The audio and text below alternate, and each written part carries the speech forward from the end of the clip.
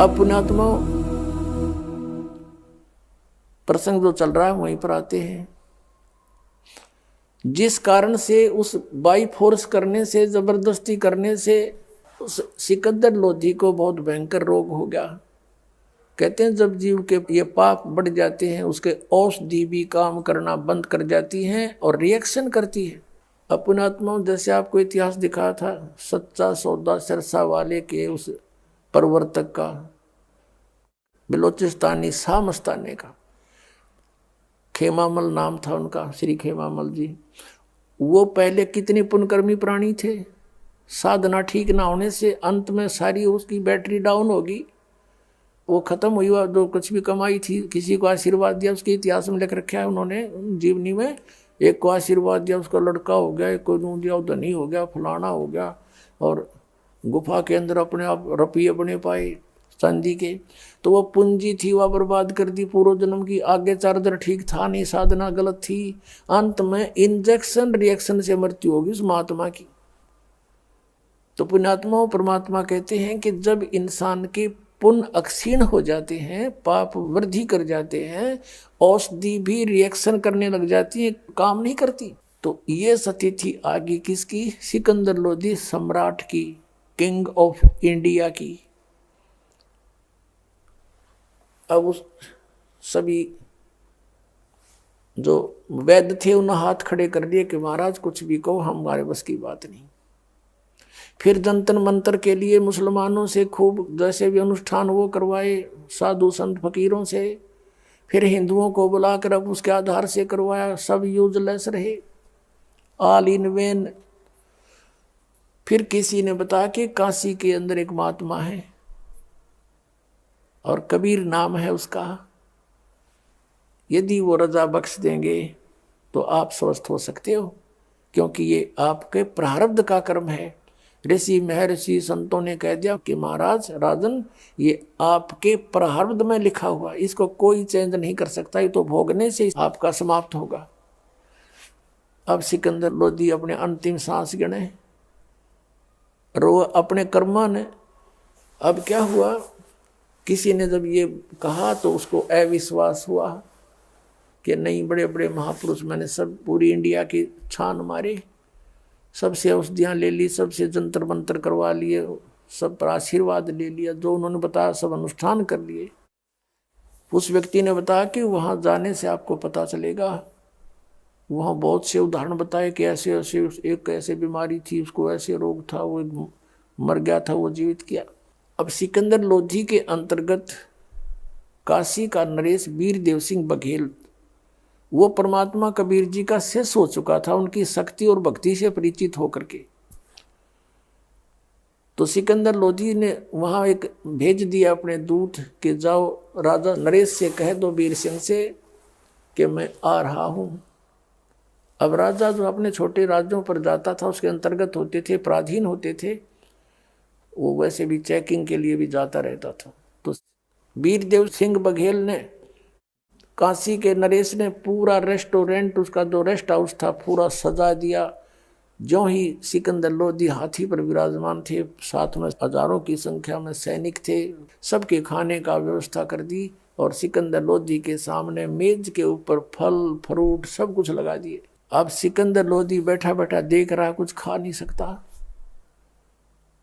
वीर सिंह ने करबद्ध होकर कहा, राजन अपने नाश्ता ग्रहण करो।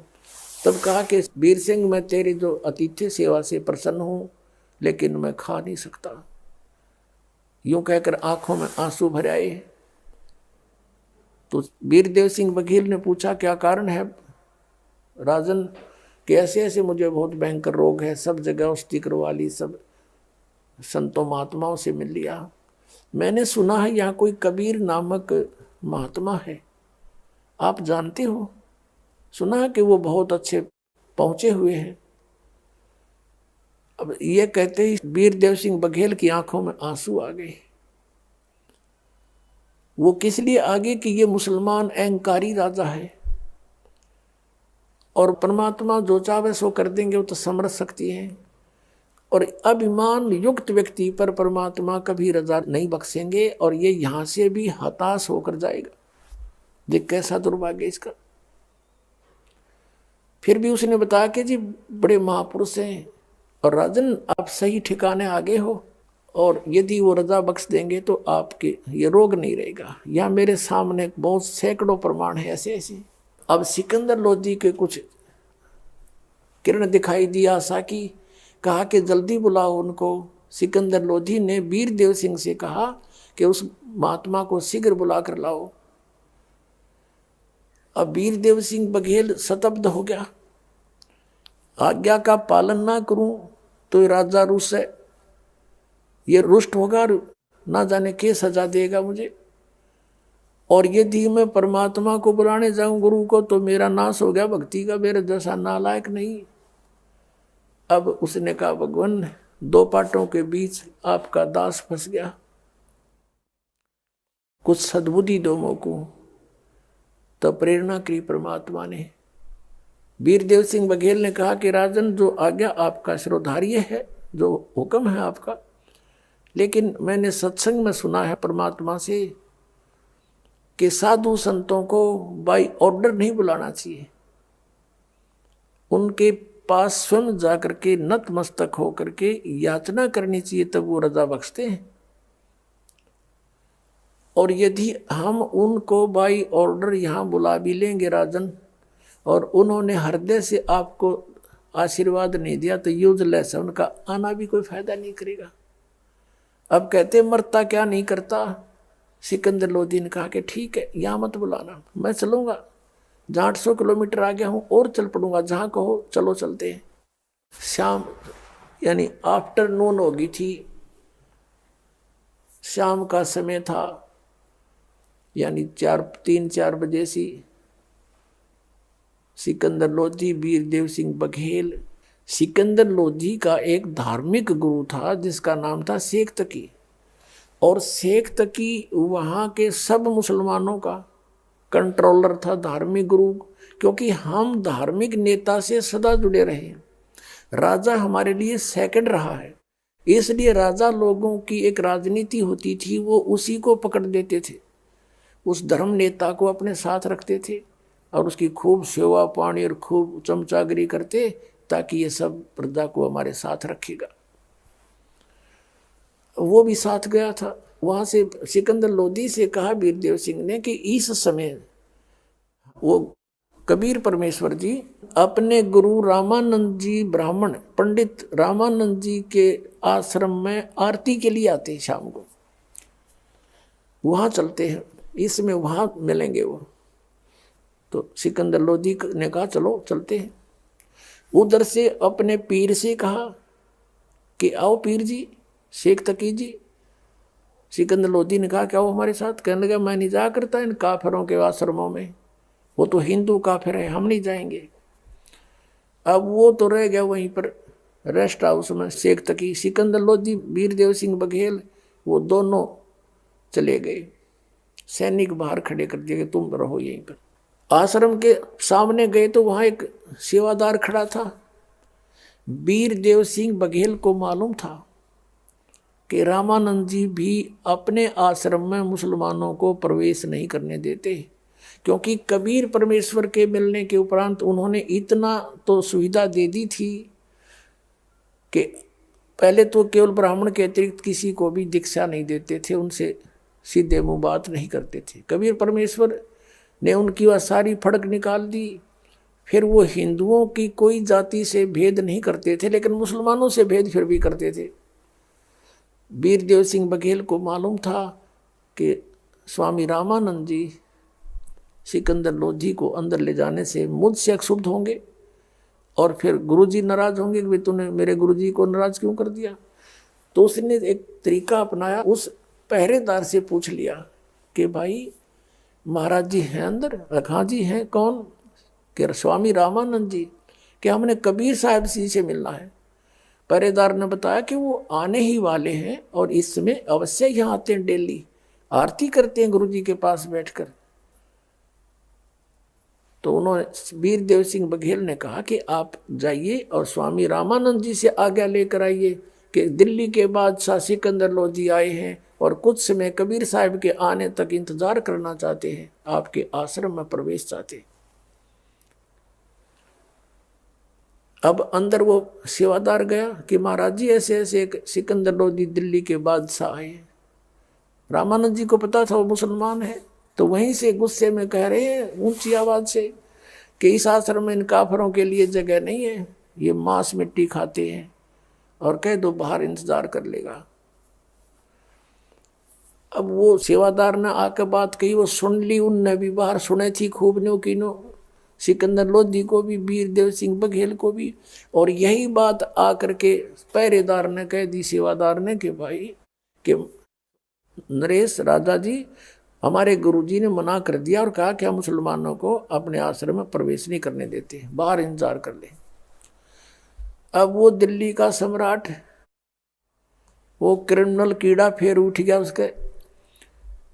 अब उसने सोची एक 2 कौड़ी का संत एक छोटी सी झोपड़ी में रहने वाला और दिल्ली के सम्राट की इंसल्ट करता है, ये तो आम मुसलमानों के साथ क्या व्यवहार करता होगा, इसको अभी मजा चखाता हूँ।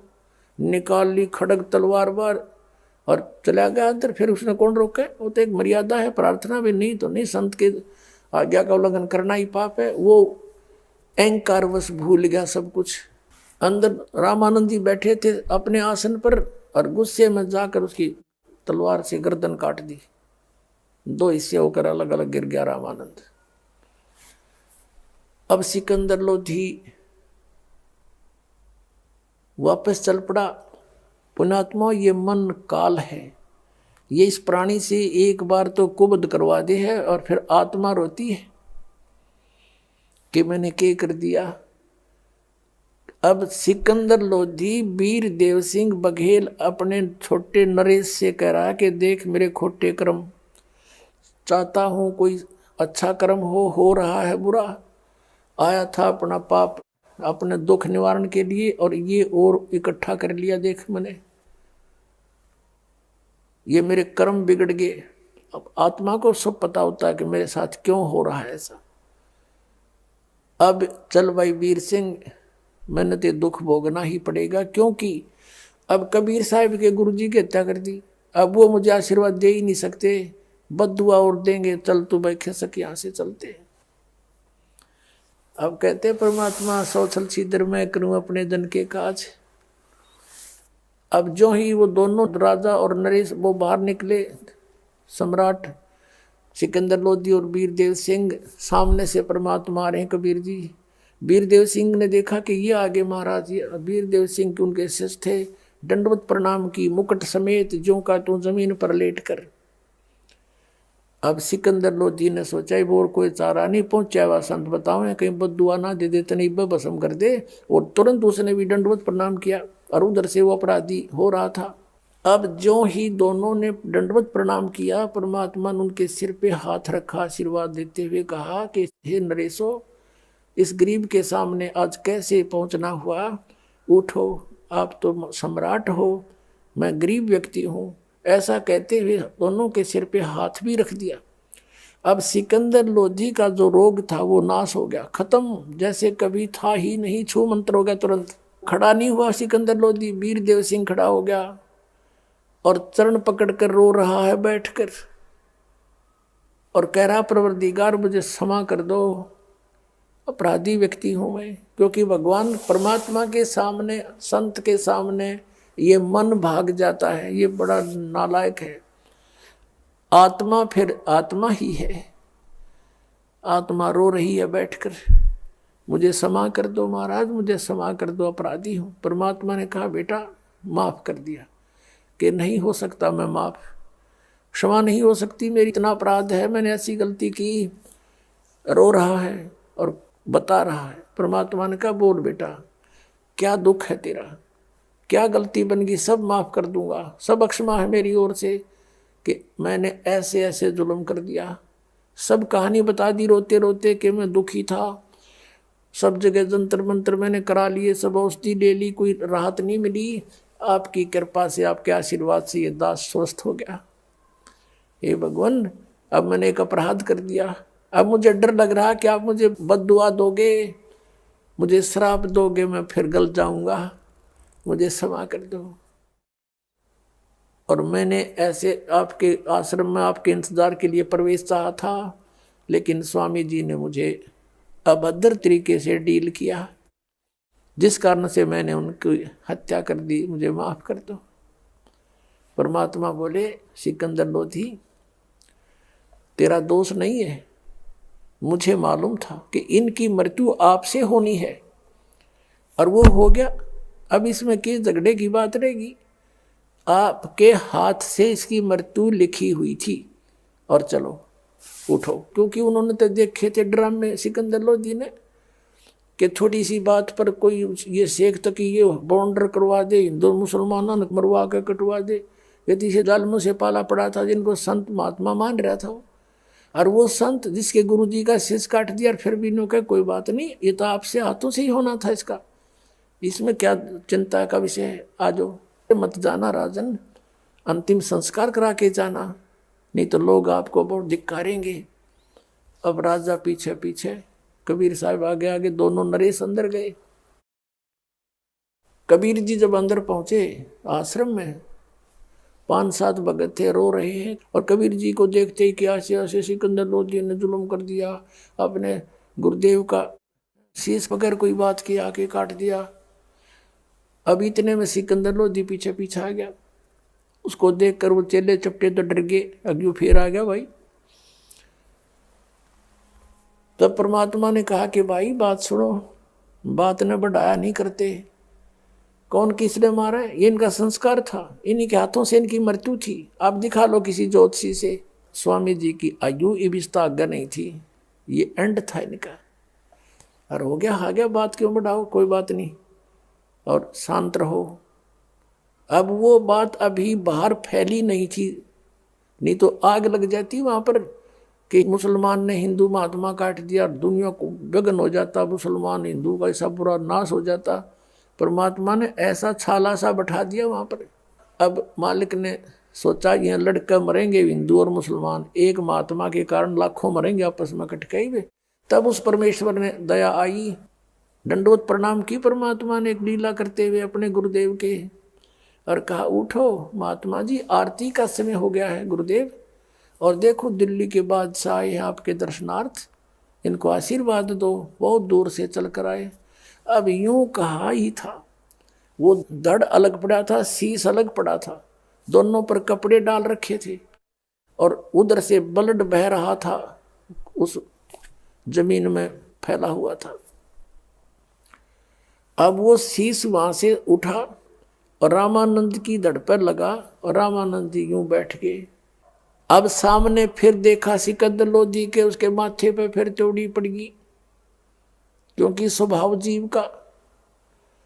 फिर इतने में कबीर साहब बोल पड़े कि महाराज प्रणाम हो। उन्हें देखा कि कुछ ये तो बात कुछ और है। तब अपना सब का जो निकला हुआ देखा, वो मटेरियल शरीर का ब्लड, तब उसमें क्या था कि रामानंद जी के शरीर से एक धारा रक्त की निकली हुई थी, जमीन पर फैली थी, एक धारा दूध की। तब रामानंद जी नीचे देखा तो वो भूल गया विषय को, और कहा कि हे परमात्मा, कबीर जी को परमात्मा कहते थे, भले ही परमेश्वर कबीर जी ने उनको आदेश दे दिया था कि आप मुझे एज ए तो है ना पीपल ट्रीट करना, डिसिपल ट्रीट करना, मुझे शेष की तरह व्यवहार करना, नहीं तो बात बिगड़ जाएगी। कलयुग में आने वाले समय में लोग कहेंगे कबीर जी का कौन सा गुरु था, ये नकली गुरु, और फिर बर्बाद कर देंगे भक्तों को। तो इसी आधार से वो गुरु तो अवश्य बने हुए थे, लेकिन कबीर जी को परमात्मा शब्द से संबोधित किया करते थे। कहा कि परमात्मा, ये मेरे शरीर से आधा दूध आधा रक्त कैसे निकला? या तो ब्लड निकले या दूध दे निकले, जब मैं पवित्र हो गया हूं तो। तब परमात्मा कबीर जी ने कहा कि स्वामी जी, पहले आप एक ब्राह्मण वर्ग से प्यार करते थे, अन्य जातियों से नफरत किया करते थे। वो तो आपने दया बख्श दी अपने बच्चों पर, जब से इस दास जुल्हाए को शरण में लिया है, तो सभी जातियों को आप एक दृष्टि से देख रहे हो। अभी भी आप में कमजोरी है, आप मुसलमानों को दूसरा मानते हो, इनको नीच समझते हो, आपके मन में नफरत की आग अब भी जल रही है, जिस कारण से आप अभी 50-50 हुए हो। अब 50% अब भी आप मलिन हो, जिस कारण से अभी रक्त शेष रह रहा आपके अंदर। हम एक पिता की संतान हो, सतलोक से आए हो तुम सब मेरे बच्चे। 1.5-2 घंटा तक परमात्मा ने प्रवचन किया वहां पर। रामानंद खड़े हुए, 150 वर्ष के हो गए थे लगभग रामानंद जी, उसमें मतलब अच्छी आयु होगी थी। और खड़े हुए, खड़े होकर के और सिकंदर लोधी को सीने से लगा लिया कि बेटा माफ करना, आज मेरी बुद्धि साफ होगी। मैं दुष्ट आत्मा था, मैं सचमुच मुसलमानों से नफरत करता था। आज इस परमात्मा ने, ये अल्लाह आए हैं, ये खुदा है खुद, इसने आज मेरी वह कमजोरी भी निकाल दी, यह दुष्टता भी आज एंड कर दिया। ये सारी लीला लगता है इन्हीं की थी।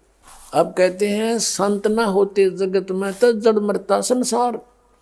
अगर वो परमात्मा वहाँ उस रामानंद की आयु ना बढ़ाते, वो तो मरना ही था, काल ने नाश कराना ही था, तो वहाँ हिंदू और मुसलमानों की आग लग जानी थी, कई हजार व्यक्ति मर जाते।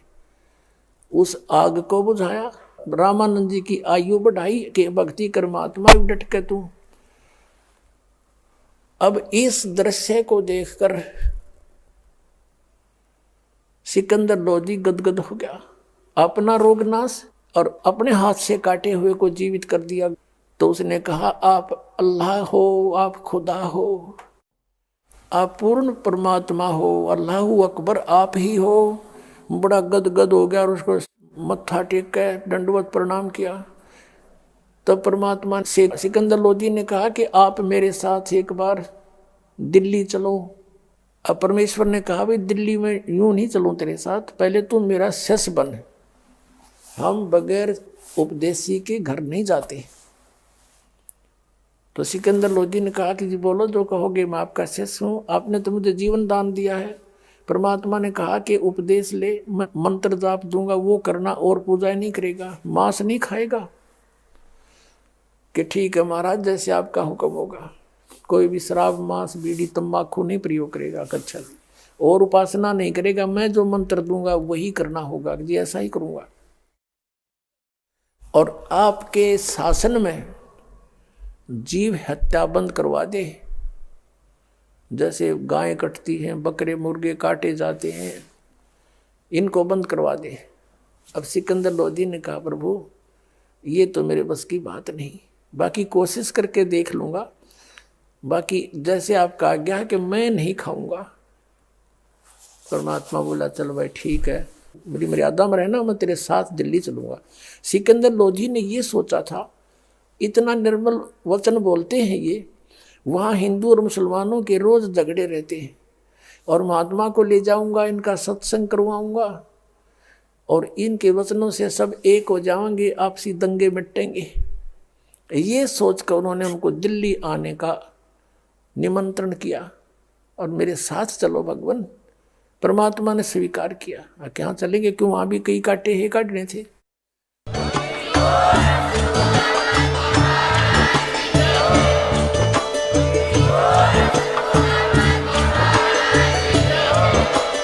आप सुन रहे थे जगत गुरु तत्वदर्शी संत रामपाल जी महाराज जी के मंगल प्रवचन। अधिक जानकारी के लिए विजिट कीजिए हमारी वेबसाइट www.jagatgururampalji.org। संत रामपाल जी महाराज जी के शुभ आशीर्वाद से पूरे विश्व भर में 500 से भी ज्यादा नाम दीक्षा केंद्र हैं, जिन पर संत रामपाल जी महाराज जी द्वारा ऑनलाइन निशुल्क नाम दीक्षा दी जा रही है। अपने नजदीकी नाम दीक्षा केंद्र का पता करने के लिए संपर्क करें 8222880541।